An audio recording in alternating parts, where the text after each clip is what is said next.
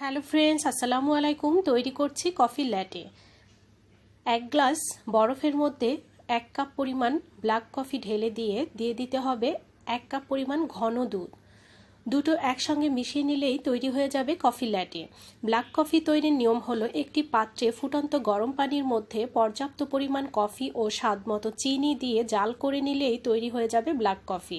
আশা করছি সবার ভালো লেগেছে কফি ল্যাটে।